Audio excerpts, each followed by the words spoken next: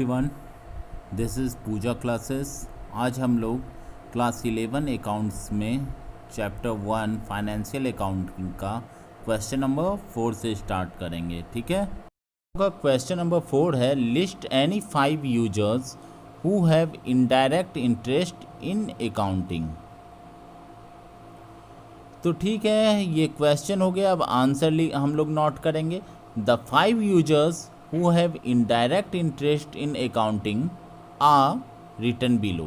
पहला trade associations, दूसरा labour unions, तीसरा कस्टमर्स, चौथा स्टॉक एक्सचेंजेस, पांचवा टैक्स अथॉरिटीज़। क्यों है यही 5? ट्रेड एसोसिएशंस इसलिए है क्योंकि ट्रेड एसोसिएशंस नज़र रखता है कि बिजनेस कैसा हो रहा है, क्यों मतलब अच्छा हो रहा है या ख़राब हो रहा है। लेबर यूनियंस लेबर के राइट के लिए, लेबर सबका जो राइट होता है, इसके लिए बिजनेस के अकाउंटिंग में इंटरेस्ट रखता है कि लेबर को ओरिजिनल लेबर चार्ज मिल रहा है या नहीं, ये सब। कस्टमर्स इसलिए इंटरेस्ट रखते हैं बिजनेस में क्योंकि कस्टमर्स देखना चाहते हैं कि बिजनेस रन हो रहा है, अगर बिजनेस अच्छा रन होगा तो प्रोडक्ट अच्छा मिलेगा, etcetera etcetera. Stock exchanges business के प्रॉफिट एंड लॉस, यानी कि जो इन्वेस्टर्स हैं बिजनेस के, वो इसलिए नज़र रखना चाहते हैं स्टॉक एक्सचेंजेस कि उसमें बिजनेस में इन्वेस्ट कैसा होगा। इन सभी पॉइंट्स के लिए स्टॉक एक्सचेंजेस बिजनेस में नज़र रखना चाहते हैं। और पांचवा और आखिरी जो हम लोग लिखे हैं, टैक्स अथॉरिटीज़। टैक्स अथॉरिटीज़ क्यों? क्योंकि टैक्स अथॉरिटीज़ अगर बिजनेस के अकाउंटिंग में इंटरेस्ट नहीं लेगा तो मान लीजिए आप 100 रुपये कमाए और टैक्स दे दिए 10 रुपये पे, तो गलत होगा। ये टैक्स अथॉरिटीज़ के साथ तो मतलब गलत ही ना हुआ कि आप 100 कमाए और टैक्स दे रहे हैं 10 पे। इसीलिए टैक्स अथॉरिटीज़ भी बिजनेस के बुक में इंटरेस्ट रखते हैं, बिजनेस के अकाउंटिंग में इंटरेस्ट रखते हैं। वहाँ क्वेश्चन क्या है हम लोगों का, state the nature of accounting information required bye long term lenders. यानी कि वैसा अकाउंटिंग इंफॉर्मेशन के बारे में बताइए जो लॉन्ग टर्म लेंडर्स जानना चाहते हैं, जिस पे इंटरेस्ट रखते हैं। ठीक है, आंसर लिखते हैं इसका। Accounting information required by the long term lenders are repaying capacity of business, profitability, operational efficiency, potential growth of business, etc। यानी कि जो लॉन्ग टर्म लोन बिजनेस को दिया, वो लोग क्या किस चीज़ में इंटरेस्ट रखता है।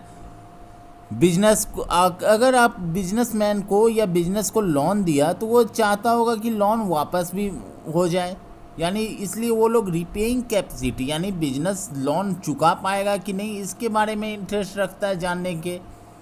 बिजनेस को प्रॉफिट होगा या नहीं, ये जानना चाहता है long term lenders. Operational efficiency, operational efficiency मतलब ऑपरेट जो कर रहा है तुरंत डिसीजन होता है, अच्छा डिसीजन होता है कि नहीं, ये सारा। और बिजनेस का पोटेंशियल ग्रोथ क्या है, बिजनेस ग्रो करेगा कि नॉर्मल है, सीजनल बिजनेस है, तुरंत ख़त्म हो जाएगा, इस टाइप का नहीं ना है। ये भी इस पॉइंट पे भी लॉन्ग टर्म लेंडर्स ध्यान देते हैं। ठीक है, अब हम लोग करेंगे क्वेश्चन नंबर 6, अगला क्वेश्चन। ठीक है, who are the external users of information. ठीक है, ये हम लोगों का क्वेश्चन नंबर 6 है। अब आंसर करते हैं। ठीक है, लिखिए, external users of information are the individuals or the organization that have direct or indirect interest in the business firm, however they are not part of the management। इसका मतलब क्या हुआ, एक्सटर्नल यूजर वैसा इंडिविजुअल या firm है या organisation है जिसका डायरेक्ट या इनडायरेक्ट इंटरेस्ट है बिजनेस फर्म में, लेकिन वो मैनेजमेंट का पार्ट नहीं है। ठीक है, उन लोगों के पास डायरेक्ट एक्सेस नहीं है मैनेजमेंट का, लेकिन वो इंटरेस्ट लेता है। तो कैसे वो लोग काम करता है उसके बारे में अब लिखिए आप लोग, और ध्यान से समझने का कोशिश कीजिए। ठीक है, उन लोगों के पास they don't have internal data of the firm and uses published data और reports like balance sheet, profit and loss account, annual reports, press releases etcetera. वो सारा जो फर्म है उन लोगों के पास डायरेक्ट एक्सेस तो है नहीं इंटरनल डाटा का कि कंपनी कैसा काम कर रहा है, क्या कर रहा है, नहीं कर रहा है। तो वो लोग किस चीज़ का यूज़ करते हैं? जो पब्लिश डाटा होता है, जो पब्लिक डोमेन में डाल दिया जाता है, जैसे पीएल अकाउंट हर कंपनी पब्लिश कर देती है, बैलेंस शीट ये भी पब्लिश रहता है, एनुअल रिपोर्ट ये भी पब्लिश रहता है, प्रेस रिलीज पब्लिश्ड ही रहता है। ऐसा इंफॉर्मेशन को कौन यूज़ करता है? कुछ का एग्जांपल दे देते हैं, जैसे लेबर यूनियंस हुआ, बैंक्स हुआ, टैक्स अथॉरिटीज़ हुआ, गवर्नमेंट हुआ। अब बैंक्स, आप सोचिएगा बैंक्स क्यों यूज़ करता है? क्रेडिट स्कोर चेक करने के लिए कि कंपनी वापस अगर लोन दिया है बैंक तो वापस कर पाएगा कि नहीं कंपनी या बिजनेस ऑर्गेनाइजेशन बैंक को, इसलिए ही यूज़ होता है। ठीक है, अब इसके बाद हम लोग करना शुरू करेंगे क्वेश्चन नंबर 7। क्वेश्चन नंबर 7 हम लोग स्टार्ट करते हैं। Enumerate informational needs of management.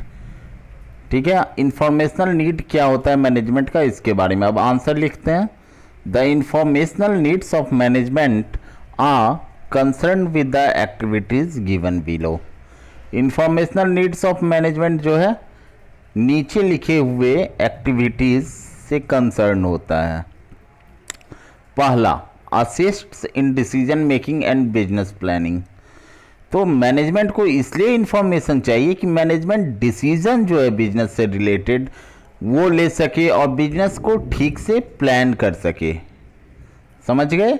दूसरा, preparing reports related to fund cost and profits to ascertain the soundness of business. ठीक है, यानी कि इससे रिपोर्ट जो है प्रिपेयर हो सके कि कितना पैसा लग रहा है, कितना लाभ हो रहा है, जो बिजनेस को अच्छे ढंग से चलाने के लिए ज़रूरी होता है। अब समझ गए आप लोग? अब तीसरा point, comparing current financial statements with its own historical financial statements and of other similar firms to assess the operational efficiency of the business. इस डॉक्यूमेंट का ज़रूरत क्यों पड़ता है फर्म को, ये हम लोग समझेंगे। देखिए, पिछले साल के फाइनेंशियल स्टेटमेंट से इस साल के फाइनेंशियल स्टेटमेंट को मैच करके देखेंगे कि क्या हो रहा है, किस चीज़ क्या कमी है, क्या ज़्यादा है।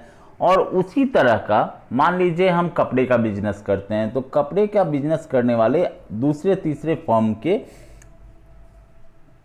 का जो फाइनेंशियल स्टेटमेंट होगा, जैसे पीएल हो गया, बैलेंस शीट हो गया, उससे हम लोग मैच करेंगे और हम लोगों को पता चलेगा कि हम लोग प्रॉफिट में हैं, लॉस में हैं, या कैसा भी मेरा एक्टिविटी हो रहा है वो हम लोगों को पता चल जाएगा। ठीक है, ये समझ गए आप लोग? इसके बाद हम लोग अब करेंगे क्वेश्चन नंबर 8। क्वेश्चन नंबर 8 करेंगे। क्या है question number 8? Give any 3 examples of revenue. ठीक है, तो आंसर नोट कीजिए। अब 3 examples of revenue are given below. पहला हो गया sales revenue, interest received, dividends. Revenue का मतलब क्या होता है? पैसा आएगा। ठीक है, रेवेन्यू जनरेट हुआ यानी कि पैसा जनरेट हुआ। सेल से भी रेवेन्यू जनरेट होता है, यानी सेल हम कुछ भी सामान बेचे तो रेवेन्यू तो जनरेट होगा ही, यानी कि पैसा आ ही रहा है। ठीक है, इंटरेस्ट अगर हम रिसीव किए तो भी पैसा आ रहा है, और डिविडेंड्स मिला तो डिविडेंड में भी पैसा आता ही है। तो हो सकता है कि डिविडेंड्स आप लोग नहीं समझिए, तो डिविडेंड्स होता है कि शेयर अगर हम किसी कंपनी का लिए हैं तो उसके बदले में, शेयर के बदले में हम लोगों को जो इंटरेस्ट दिया जाता है उसको हम लोग डिविडेंड कहते हैं। क्या कहते हैं? डिविडेंड कहते हैं। ठीक है, तो क्वेश्चन नंबर 8 भी हो गया हम लोगों का। इस क्लास में हम लोग कितना क्वेश्चन किए? टिल 8 तो हो गया। अब आप लोग जो है चैनल को प्लीज़ लाइक कर लीजिए, शेयर कीजिए, सब्सक्राइब कीजिए, क्योंकि ये ज़रूरी होता है कि इससे हम लोगों को मोटिवेशन मिलता है कि और सारा काम करें, सारा कुछ हम लोग भी अपलोड करते रहें, सारा आप लोगों को मैटर जो भी रिलेटेड है पढ़ाई के, ठीक है। आप लोग लाइक शेयर और सब्सक्राइब ज़रूर कीजिए।